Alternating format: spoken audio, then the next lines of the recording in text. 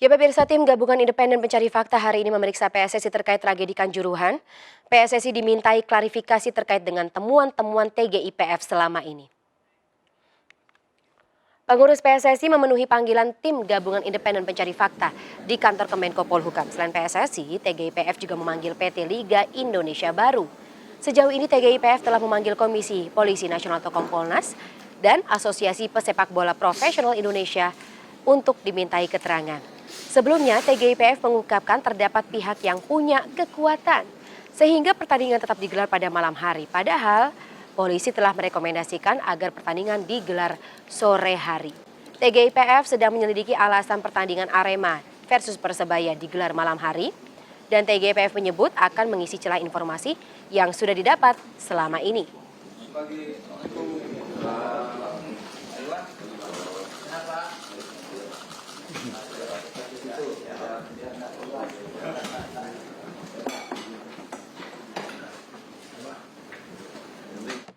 Tim gabungan independen pencari fakta hari ini memeriksa PSSI terkait tragedi Kanjuruhan. PSSI dimintai klarifikasi terkait temuan-temuan TGIPF selama ini. Dan saat ini sudah terhubung rekan Yasmin Atania di Kemenko Polhukam. Yasmin, selamat sore. Apakah sudah ada informasi hasil pemeriksaan TGIPF terhadap sejumlah pihak terutama PSSI di Kemenko Polhukam? Ya baik, selamat sore Fani dan juga pemirsa. Sebelumnya dapat kami informasikan bahwa tim gabungan independen pencari fakta tragedi Kanjuruhan hari ini memanggil sejumlah pihak untuk dimintai keterangan. Yang pertama, pada pukul 9 waktu Indonesia Barat adalah LPSK dan juga tim yang mana dipanggil hadir untuk menyampaikan hasil investigasi yang dilakukan oleh LPSK terkait tragedi Kanjuruhan ini. Ada beberapa temuan yang disampaikan oleh LPSK, yakni perihal latar belakang terjadinya tragedi Kanjuruhan yang menewaskan sebanyak 131 orang, kemudian juga menjelaskan terkait dengan kondisi stadion, korban, dan lain sebagainya. Dan rencananya untuk hasil investigasi dari LPSK ini akan disampaikan pada publik pada Kamis pagi. Kemudian pada pukul 11 waktu Indonesia Barat dari PSSI tiba di kantor Kemenpolhukam untuk menyampaikan sejumlah keterangan yang diminta oleh tim gabungan pencari fakta, yang mana tadi hadir ada Ketua Umum PSSI, kemudian Sekjen PSSI dan sejumlah pengurus PSSI lainnya. Dan pada pukul 15:15 waktu Indonesia Barat dari PSSI ini sempat ada perwakilan PSSI yang keluar dari gedung Kemenpolhukam dan menyampaikan sejumlah keterangan kepada awak media, yang mana tadi untuk hal yang disampaikan kepada tim gabungan pencari fakta ini adalah terkait dengan perencanaan pertandingan antara Arema Persebaya saat itu seperti apa, kemudian hingga terjadinya tragedi Kanjuruhan. Dan juga PSSI menyebut bahwasanya PSSI mendapatkan banyak sekali masukan dari tim pencari fakta agar kedepannya tidak terulang kembali kejadian seperti ini yang menewaskan ratusan orang begitu. Kemudian hari ini dari tim gabungan pencari fakta pun menjadwalkan pemeriksaan terhadap PT LIB. Namun hingga saat ini kami masih menunggu konfirmasi kedatangan apakah sudah tiba di gedung Kemenpolhukam ataukah belum. Selain itu, untuk yang sudah hadir di gedung Kemenpolhukam ini adalah dari Direktur Programming TV Penyelenggara yang mana tiba di gedung Kemenpolhukam pada pukul 15 waktu Indonesia Barat dan hingga saat ini masih menjalani pemeriksaan di dalam, dan kami masih menunggu terkait dengan konferensi pers yang nantinya akan dilakukan oleh Kemenpolhukam beserta sejumlah pihak yang diundang hari ini untuk dimintai keterangan lebih lanjut tentang tragedi Kanjuruhan. Fani. Baik, Yasmin, mungkin terakhir apakah ada informasi terkait dengan materi atau isi dari materi pemeriksaan hari ini apa saja? Iya, Fani dan juga pemirsa, untuk detail isi materi pemeriksaan hari ini nanti akan disampaikan pada konferensi pers yang akan digelar rencananya pada pukul 17 waktu Indonesia Barat. Nah, terkait dengan kasus atau tragedi Kanjuruhan ini sendiri, sejauh ini pihak kepolisian sudah menetapkan sebanyak 6 tersangka dari Ketua Panitia Pelaksana, kemudian juga dari Security Officer Arema FC, dan sejumlah nama lainnya. Dan hari ini 5 dari 6 tersangka menjalani pemeriksaan lanjutan di Polda Jawa Timur, terkecuali Direktur Utama PT Liga Indonesia Baru yang akan menjalani pemeriksaan lanjutan esok hari. Fani. Baik, terima kasih Yasmin Atania. Melaporkan langsung dari Gedung Kemenko Polhukam, selamat kembali bertugas, jaga kesehatan Anda.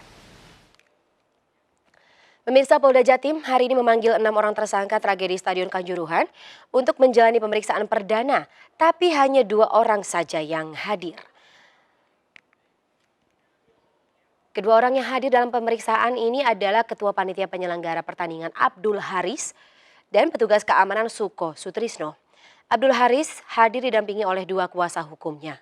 Sementara itu, ketiga tersangka lain dari pihak kepolisian meminta agar pemeriksaan diundur. Ketiganya adalah Kabak Ops Polres Malang Kompol Wahyu Setio Pranoto, Kasat Samapta Polres Malang AKP Bambang Sidik Ahmadi, dan Komandan Kompi Brimo Polda Jatim AKP Hasdarman. Sedangkan seorang tersangka lainnya, yaitu Direktur Utama PT LIB Ahmad Hadian Lukita, dijadwalkan baru diperiksa besok. 3 orang anggota yaitu Kompol WS, AKPH dan AKPBS tadi juga sudah datang. Namun demikian yang bersangkutan mohon waktu untuk diundur. Karena apa? Karena yang bersangkutan datang tidak didampingi oleh penasihat hukum. Sehingga yang bersangkutan mohon waktu akan menunjuk atau akan didampingi oleh penasihat hukum yang nantinya akan mendampingi dalam proses pemeriksaan. Pemirsa, Kapolda Jawa Timur Irjen Niko Afinta dimutasi dari jabatannya dan digantikan oleh Irjen Teddy Minahasa yang sebelumnya menjabat sebagai Kapolda Sumatera Barat.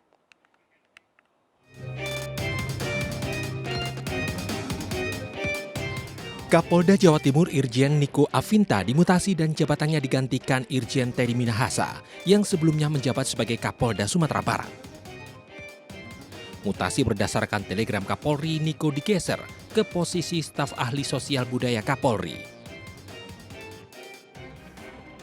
Diduga kuat mutasi Niko terkait dengan tragedi Kanjuruhan yang menewaskan 131 jiwa 1 Oktober lalu. Irjen Niko Afinta akan digantikan oleh Irjen Teddy Minahasa yang tengah menjabat sebagai Kapolda Sumatera Barat. Irjen Teddy Minahasa Putra adalah jebolan Akademi Kepolisian tahun 1993. Lahir di Minahasa 23 November 1970. Irjen Teddy diangkat sebagai Kapolda Sumatera Barat 25 Agustus 2021. Di samping itu, Irjen Teddy juga merupakan Ketua Umum Harley Davidson Club Indonesia atau HDCI periode 2021-2026. Beberapa jabatan penting pernah dipegangnya, antara lain staf ahli Kapolri, Wakapolda Lampung, Kapolda Banten, Karopimal Div Propam Polri, dan juga ajudan Wakil Presiden Yusuf Kala. Sementara itu, pemirsa, Ketua Panitia Pelaksana Pertandingan Arema versus Persebaya yang telah ditetapkan sebagai tersangka dalam tragedi Kanjuruhan angkat bicara soal sejumlah pintu stadion yang terkunci. Abdul Haris menegaskan pintu telah dibuka, tapi ada yang menutup kembali dan bisa dilihat di CCTV.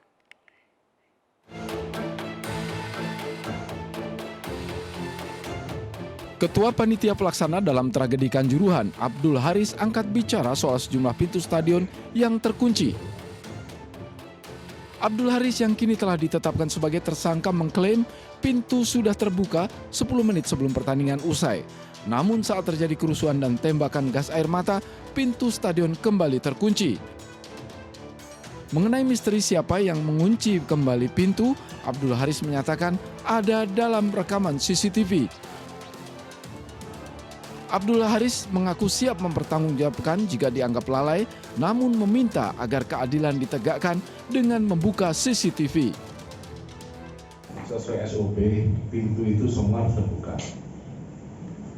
Kalau memang ada, mohon maaf, kalau ada oknum yang menutup, nah itu kan ada CCTV di situ. Di situ CCTV ada semua.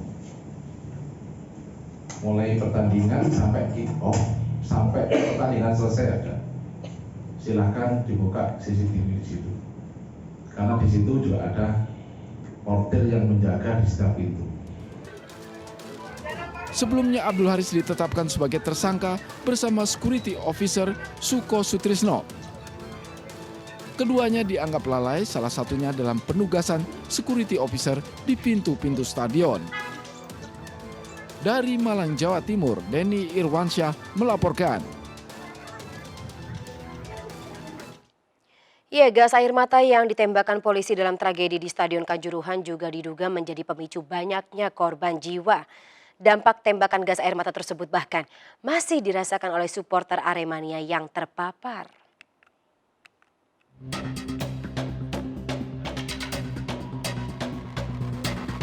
Kedua kakak beradik Yustita dan R tampak dalam kondisi sehat meski harus menjalani perawatan pasca tragedi kemanusiaan tanggal 1 Oktober lalu di Stadion Kanjuruhan, Kabupaten Malang.